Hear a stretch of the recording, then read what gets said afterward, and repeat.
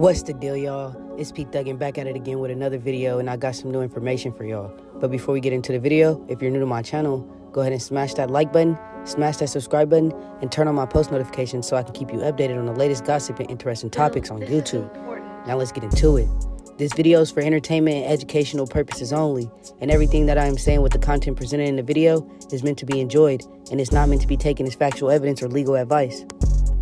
A Fairfield man who went on the run for a week when his girlfriend was first reported missing last year was found guilty of killing her in Solano County court Thursday, July 25th. Max Randle, 45-year-old, was convicted of first-degree murder in the death of his girlfriend, Erica Brown, 36. The verdict came swiftly in a trial that lasted nearly 3 weeks, even though till this day, Brown's body was never been found. Even though there was no body, there was strong evidence. Prosecutors Mary Nguyen and Elaine had the odds stacked against them when they started building a case to prove Randle murdered Brown. With no body, no autopsy, no cause of death, they dug for other clues that could prove Randle killed Brown. She had last been seen at the couple's Fairfield home on August 20th, 2023, and was reported missing to the police on August 25th. Randle was on the run for several weeks when she was reported missing before he was found and arrested in the Sacramento area by Fairfield police on September 15th, 2023, and charged with murder. Prosecutors tell CBS 13 the main evidence in the case included Brown's blood and DNA found in a burnt-up car linked to Mark Randle.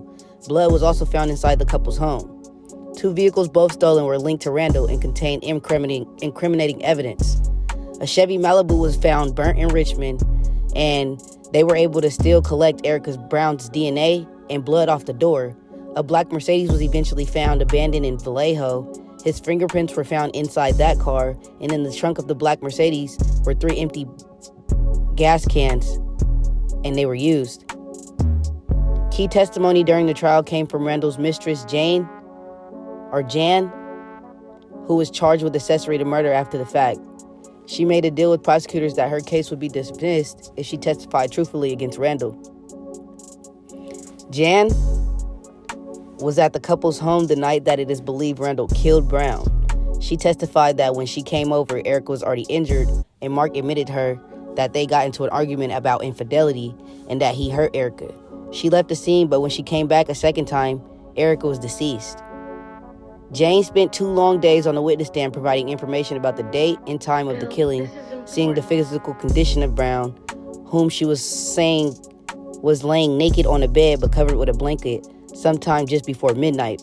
Her face severely battered and bloody. She checked Brown's pulse and found it to be faint.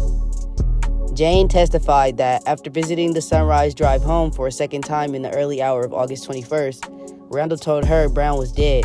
He later loaded her body, wrapped in a blanket, into a black Mercedes parked in the driveway. Randle told other friends who testified in court that he thought Brown was cheating on him. He gave different incriminating statements ranging from admitting that he killed Brown to only admitting he injured her to his friends and Jane.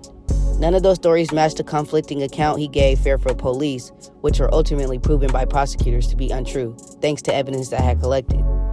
At a neighbor's home, a ring door camera captured what prosecutors were able to prove was Randle and Jane staging the Chevy Malibu to load Brown's body into it.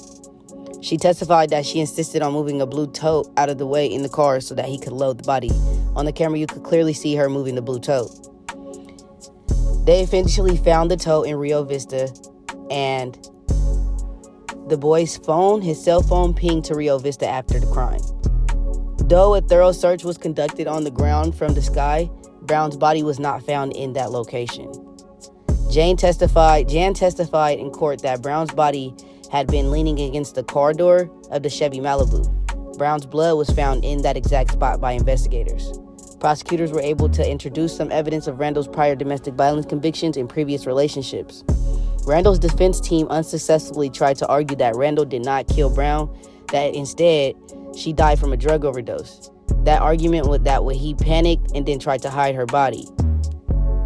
Quite frankly, it was just a wild card for them. There was no witness testimony that she used any types of drugs within 1 year of her death. Her employer testified she was a very good employee, never appeared under the influence, and she was doing so well he was about to promote her to manager. After only 5 hours of deliberation, The jury found Randle guilty of first-degree murder. Remembering Erica Brown, she was always smiling. Nisha Criff spent most of her life since the 3rd grade with Brown by her side. She left a chilling statement that said, "She was my best friend. To hear that happened to her was really devastating because she didn't deserve any of it." Criff says she will miss the simple phone calls and spending time with Brown, just sitting on the couch talking the most. She was always smiling, the life of the party. She was just a sweet spirit, a sweet person to be around, and you're blessed to have her in your life. She lived her life to the fullest. She lived every day like it was her last.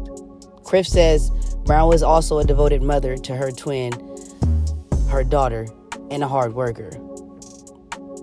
Though much of her last days remain a mystery to law enforcement and those who loved her, they described Randle as an antisocial and controlling to Brown.